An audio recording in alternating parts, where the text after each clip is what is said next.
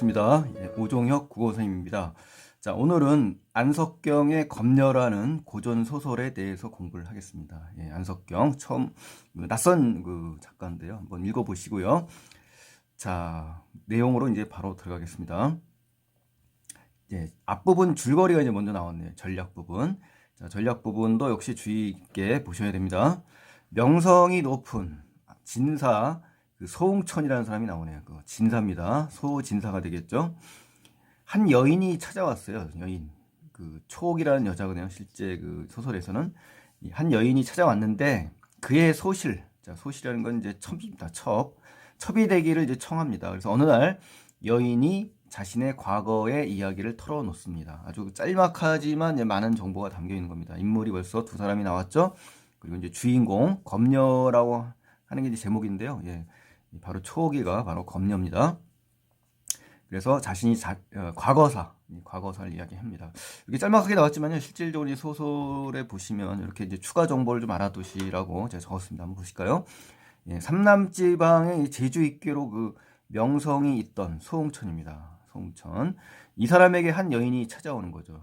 그래서 그녀는 초기는 양반가의 계집종, 몸종이었습니다. 근데 주인 댁에 이제 멸문지화를 당해가지고 의지할 곳이 없어서 이 소홍천에게 지금 찾아와서 스스로 이 첩이 되기를 지금 간청하는 장면이 여기에 나온 거고요.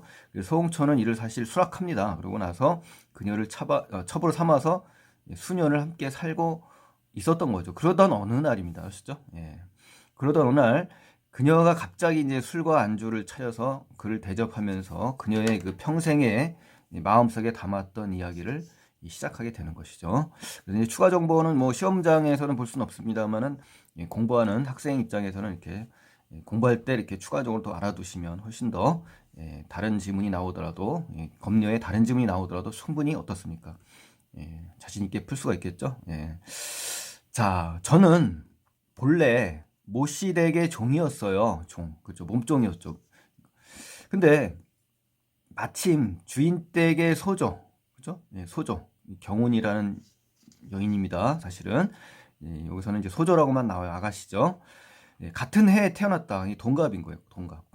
그래가지고 특히 소조의 소꿉 시중을 들게 했다. 저는 동갑 나이고, 그렇죠? 그러니까 다시 자연스럽게 소조를 모시게 됐네요. 장래 미래에 이제 시집 갈 때 교전비로 보내려고 했다. 교전비라는 건 뭐냐면요. 당시에 혼례 때 있잖아요. 신부가 데리고 가던 이제 몸종입니다. 계집종. 같이 딸려가는 거죠. 그런데 나이 겨우 9살 때, 자, 9살 똑같이 뭐 동갑이니까 똑같겠죠. 주인 댁이, 그죠? 모시댁, 주인 댁에 어느 권세가의 손에 멸망을 당했다. 멸문지화라고 하잖아요. 그죠? 그래서 논밭, 재산 전부 뺏기고, 그죠? 오직 누구가 나오냐면 소조 아가씨하고 유모만이 목숨을 유지한 겁니다. 그래가지고 타관이라는 것은 고향이 아닌 타향으로 이제 피시를 한 거죠. 그때 따라간 사람이 바로 이 몸종 초기 세 사람밖에 없었다. 뭐 이렇게 과거의 이야기를 지금 들려주는 겁니다. 그래서 이 타관이라는 장소는요, 이 위기에 처한 주인공과 함께 이 멸문지화를 당했던 소조와 유모 이렇게 세 사람이 이제 위기에 처한 소조와 함께 어때요? 셋이서 몸을 숨긴 장소가 이제 타관이 되는 겁니다. 피신이라는 말이 나왔잖아요. 소조는 경훈 아씨는 10살을 갓 넘기자 저와 초오기와 은혼에서 남자 복장을 합니다. 자, 그래서 우리 고전 소설에 남자 복장 나오는 장면이 심심치 않게 나오는데요. 뒷부분에 아주 자세히 정리를 해놨으니까 일단 남장을 했다라는 거 하고 멀리 검객을 찾아 떠났다. 검객이라는 건 이제 칼 잘 쓰는 그런 유명한 사람 아닙니까? 그러니까 스승을 찾았다는 거죠. 이제 칼을 쓰는 스승을 찾아 떠나갔다라고 하시면 되겠네요.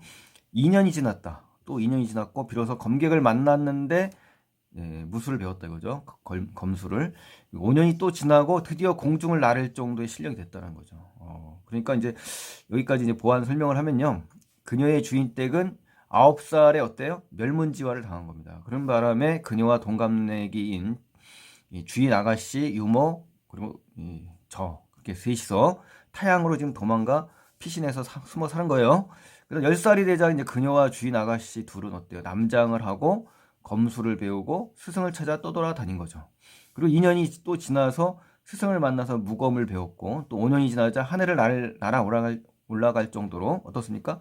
실력을 갖추게 된 겁니다. 자, 이렇게 해서 깔끔하게 정리를 하시면 좋겠습니다.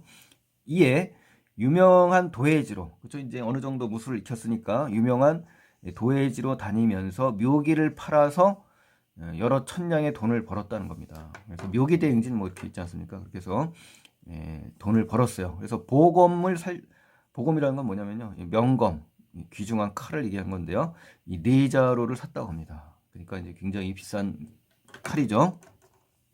드디어 이제 묘기를 자랑하러 온 사람인 척하고 원수의 집을 간 겁니다. 원수 아시죠? 그래서 자기네 그 가문, 그렇죠? 아가씨의 가문에 멸문지화를 입힌 그런 원수의 집이겠죠. 자, 여기 이 장소의 의미는 뭐냐? 소조가 부모의 복수를 위해서 저와 함께 찾아간 곳이 바로 원수의 집이고요. 소조가 원수의 집에서 이제 안팎 식구를 전부 죽입니다. 그리고 부모의 산소를 찾아가서 복수한 사실을 알립니다. 이제 그런 걸로 봐서 이 원수의 집은 바로 소조가 부모의 복수를 위해서 찾아간 곳이라는 것을 알 수가 있습니다. 뒷부분에 또 나와요. 자, 달빛을 타고 칼을 휘둘러 칼날이 번뜩이는 곳에 떨어진 머리가 부지기수다. 그러니까 헤아릴 수 없을 만큼 많은 머리가 나가 떨어졌다라는 얘기죠. 원수의 집 안팎 식구가 모두 붉은 피를 쏟고 쓰러진 것입니다. 거의 아비 귀환의 그런 상태네요. 그리고 우리는 하늘을 날고 춤추며 돌아왔지요.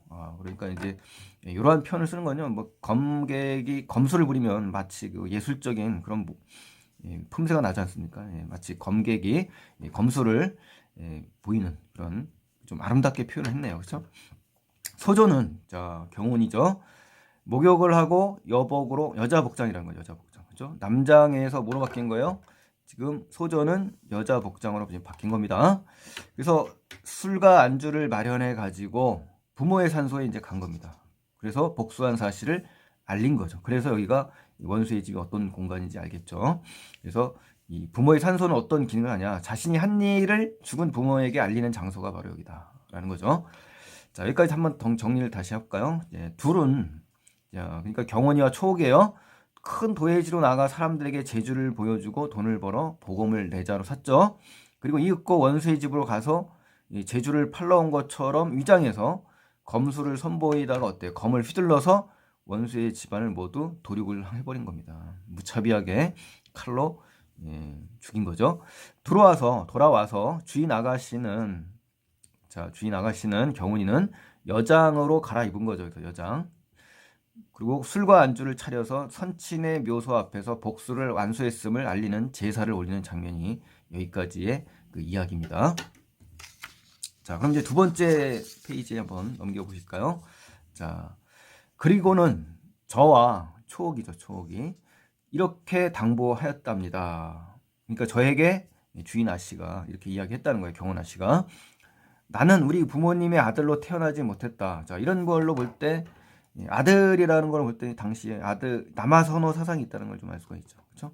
남자 중심의 유교 사회가 지금 지배했다는 걸 알 수가 있고요. 비록 세상에 살아남더라도 가문을 이을 도리가 없다. 그렇죠? 남장으로 8년간 천리를 횡행하였으니, 자, 8년간 제멋대로 행동하고 또 돌아다녔다는 얘기죠. 비록 남에게 몸을 더럽힌 바 없으나, 그러니까 정절을 지켰다는 겁니다. 어찌 귀중 여자로서의 행실, 그죠? 행실이라고 하겠느냐. 그러니까 우리 열행록에서도 김씨 열행록에서 봤습니다만 그 열행록의 행록이 바로 행실입니다. 이렇게 혼인을 하고 싶어도 배필이 나서지 않을 것이요. 배필이 있다 한들 마음에 드는 남자를 만날 수 있겠느냐. 그러니까 이제 도저히 불가능한 상황을 갖다가 느낍니다. 지금 또한 나의 가문이 대대 독신으로 자손이 끊겨서 억지로라도 가까이 될 수 있는 일가도 없다. 그리고 나의 혼주가 되어, 그렇죠? 혼사를 주재하는 사람, 특히 그 아버지가 되는 건데요. 아버지 주변에 또 일가가 없다고 하니까, 그래서 이러한 여타여타한 사정들 때문에 지금 뭐한다? 그러니까 앞으로 미래가 없다라는 얘기를 하는 겁니다. 자, 나는 경훈이는 여기서 자결하여, 그러니까 자결하는 이유 3개를 지금 제시를 했어요. 그렇죠? 자결할 수밖에 없는 당시의 그 사회 환경을 알 수가 있죠. 가문을 이을 사람이 없고, 그렇죠? 결혼할 짝도 없고, 또 주변에 대대 독신이라서 혼주로 나설 사람이 없다. 그러니까 대를 못 이으면 인생은 이제 끝난 거로 인식이 되는 겁니다. 지금 보니까, 그렇죠? 자, 너는 초옥이는 나 경훈이에게 한 쌍 보검을 팔아서 이렇게 이제 부탁을 하는 겁니다. 나를 이곳에 묻어달라. 유언을 하네요. 그렇죠? 죽은 몸이나 부모의 곁으로 돌아가게 되면 나는 여한이 없겠다. 너의 처지는 나와 다르니, 자, 너와 나는 다르다. 처지가 굳이 나를 따라 죽을 것이 없느니라 하면서 이러한 얘기를 하네요. 나를 땅에 묻은 다음에 나라 안을 두루 돌아다녀 보아.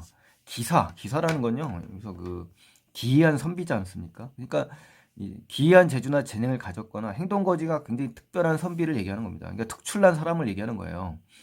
잘 택해서 그의 처나 첩이 되도록 하여라라고 이제 마지막으로 부탁하면서 유언을 하는, 그렇죠? 그리고 당부를 하는 겁니다. 너 역시 기이한, 너도 기이하다 이거예요. 굉장히 유별나고 이상하다. 그리고 기묘하지 않냐. 뭐 기질이나 마음씨 등이. 그래서 포부라는 건 희망과 야심을 의미하는 건데요. 그거 걸출한 기상. 자, 단어가 좀 어렵죠? 기묘한 포부, 기묘한 미래에 대한 계획과 포부, 희망이죠. 야심이 걸출한 기상, 아주 그 뛰어난, 남보다 뛰어난 기상을 갖고 있지 않냐. 기질과 마음씨를 갖고 있지 않느냐. 그런데 어떻게 평범한 보통 사람에게 일생을 머리 숙이고 고분고분 이렇게 맡기고 살겠느냐라고 이야기를 하는 겁니다. 자, 여기를 한번 정리를 해볼까요? 자결의 이유는 이제 여성이라서 집안을 이을 수 없었죠. 그렇죠? 그래서 여성의 몸으로 세상을 떠돌아다닌다는 것이 역시 도리에 어긋나기 때문에 자결을 하는 겁니다. 그래서 검술 고수이면서도 당시 조선사의 보편적 인식에 저항하지 못했죠. 순종하는 사대부의 여성의 모습이 우리 한계로 보여지는 겁니다. 또 주인 아가씨가 그녀에게 뭐라고 했어요? 부탁하는 장면이고요. 자, 여기서 이제 부탁을 하죠. 처첩이 되거라. 특출난 훌륭한 선비를 만나서 뭐 이런 얘기죠. 주인 아가씨는 칼로 자결을 해버렸습니다. 그리고 나서 그녀는 아가씨의 부탁대로 보금을 팔아 장사를 지냈고 남는 것으로 땅을 또 사서 제사가 끊기지 않게 했다라는 것이 이제 추가적인 내용이 되겠습니다. 자, 중략 이후로는 넘어가겠습니다.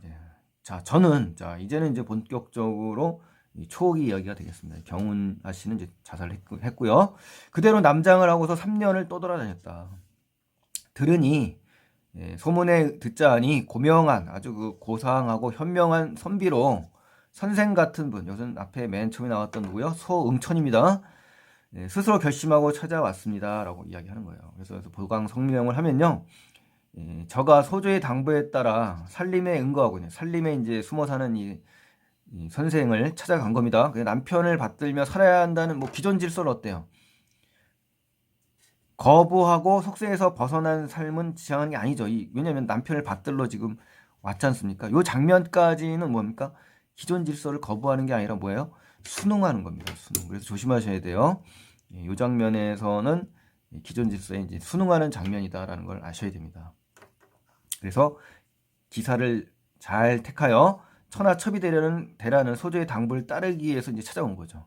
남편을 받들며 살아야 한다는 뭐예요? 기존 질서에 순응하는 삶입니다. 그렇기 때문에 이 말의 답은 틀린 거죠. 여기서는. 자, 그런데 선생의 소응천입니다. 선생의 능하신 바를 엿보니 능력이 있다는 얘기예요. 문장의 잔재주, 천문, 역학 뭐 쭉 하면서 잡술밖에 없다. 굉장히 불만이 있는 거네요.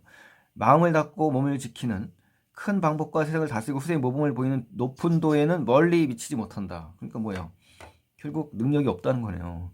능한 바를 엿보니 결국 뭐예요? 생각보다 기대 이하의 소문만 무성하다는 거죠. 소문에 비해서 높은 도에는 멀다. 뭐 실망했다. 뭐 이런 얘기죠. 그럼에도 기사라는 이름을 듣고 있다니 옳지 않아요. 뭐 이 얘기입니다. 그러니까 명성에 걸맞은 능력을 지니지 못한 사대부를 비판하는 이 작가의 모습이 드러난 겁니다. 사실은 이런 대사를 통해서 작가의 의도가 드러난 겁니다. 아주 유명하지만 어때요? 능력이 없어요. 위선자들이 많잖아요. 이 사대부 당시에. 그래서 그러한 사대부들을 신랄하게 비판하는 그러한 대사라고 볼 수가 있습니다.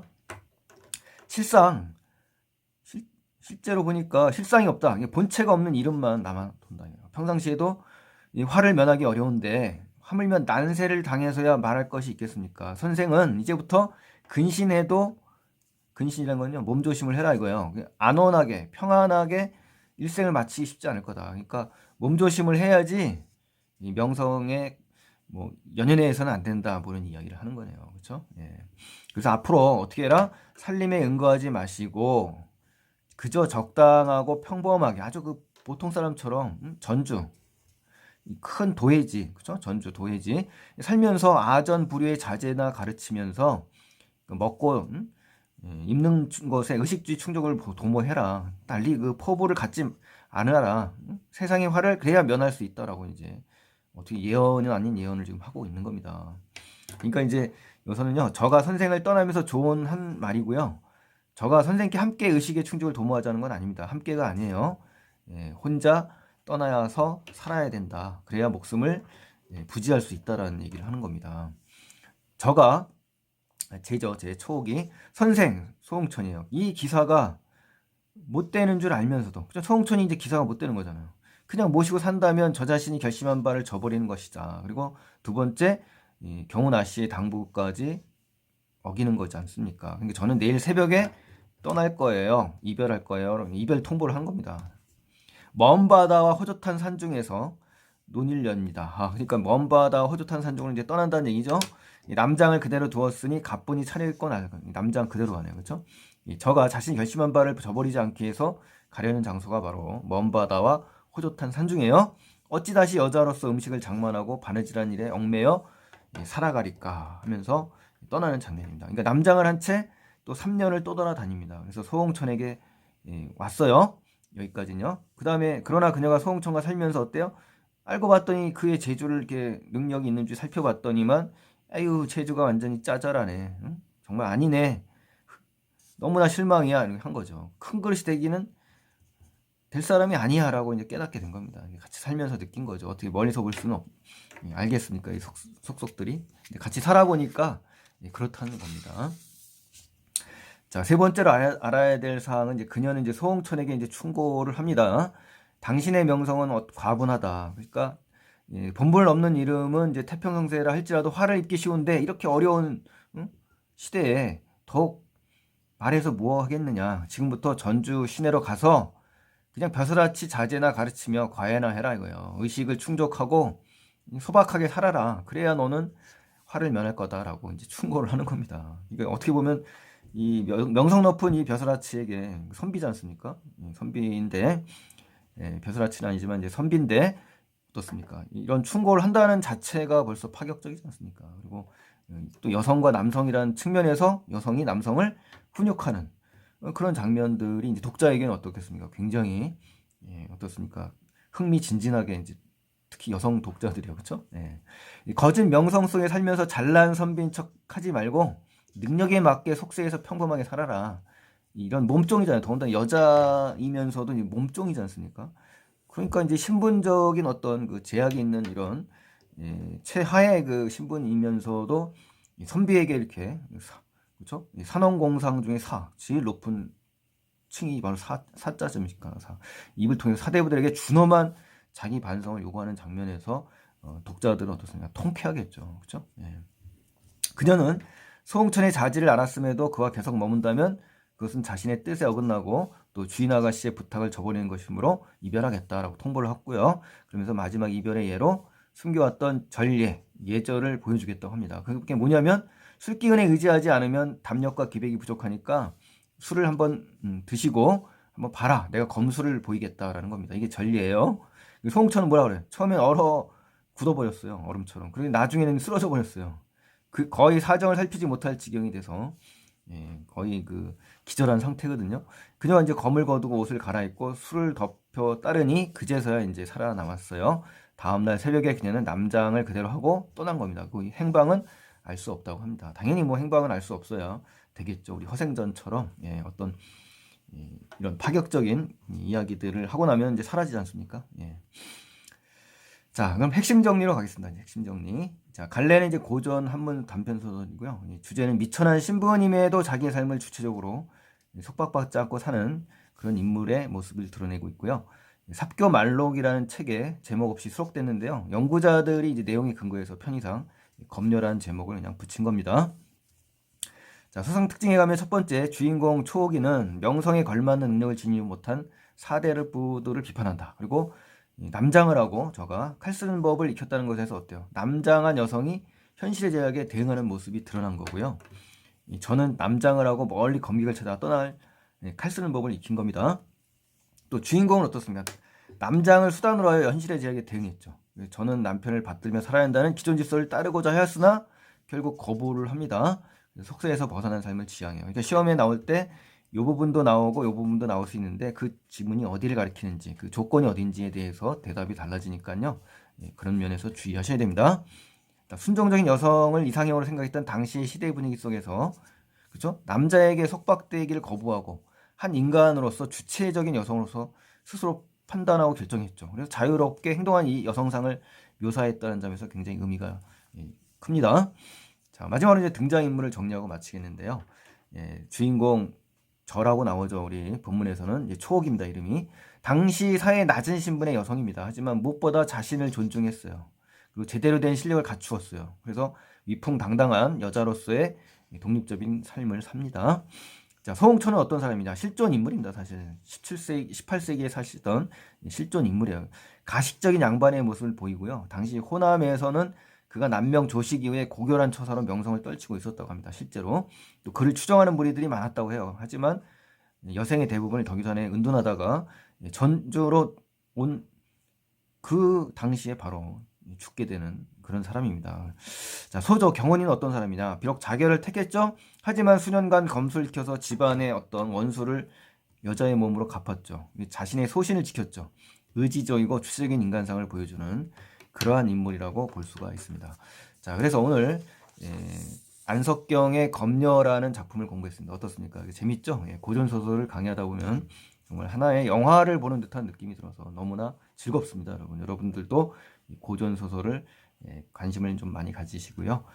어려운 단어나 이런 것들을 좀 자주 보셔서 현대문학과 같이 좀 깊이 있고 재미있게 공부했으면 좋겠습니다. 자, 어쨌든 오늘 도움이 되셨는지 모르겠습니다. 도움이 되셨더라면 구독 버튼 눌러주시고요. 좋아요 버튼 눌러주시면 대단히 고맙겠습니다. 그럼 다음 강의 이어지겠습니다. 기대해 주세요.